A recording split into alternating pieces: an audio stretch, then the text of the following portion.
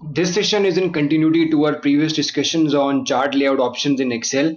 And beginning from where we left out in our previous session, let's go to the layouts tab underneath this charts tool options tab over here and try to explore all the possible options in this drop menu. Now, in the previous session, we came to know that whenever we press this Dropbox menu in the layouts tab over here, it gives us a whole lot of options. And the main focus of this session is we are going to explore what do all of these options actually mean. So beginning with the first highlighted option in the Dropbox, what exactly is a chart area? That is we're going to discuss. So looking at this chart over here, everything that is not text, lines or indicators in this chart constitutes a chart area. So all the white portion in this chart at the back end is the chart area in this. Now a closely related concept to chart area is a plot area.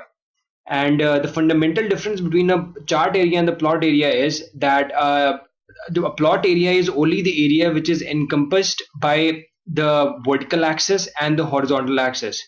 So everything that you have in these dotted lines constitutes a plot area.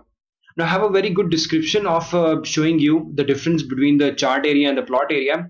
Let's just go ahead with this. Now don't mind how I'm going to show you this because we're going to check it out anyway in a previous next sessions. But this is what it is. So the purple color area in this chart is the plot area. And if I want to see what is the chart area, so you can see, yes. So everything that is marked red as of now is the chart area in this chart. Now a natural question arises, there could be a red portion also behind this purple color over here. Yes, that is the possibility. If I were to decrease the transparency, you can see the red portion is pretty much everywhere. So it is like the whole chart area, and then you have the plot area pasted over it, and you have your red and the blue lines, and then you have your legends and axes and all those things. Now rolling back the changes. This is about the plot area and the chart area. Let us explore about the further options. The further options in this Dropbox include the legend, and we have been discussing about the legend since the previous sessions. It is this small box over here which tells us which color is used to represent which product. So as in this case, we see that the blue color is representing product A and the red color is representing product B. So this portion, this highlighted portion over here is the legend in this chart.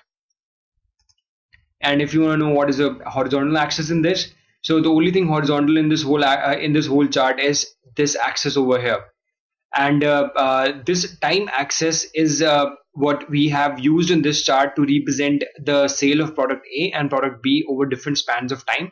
And this is in fact the horizontal category axis.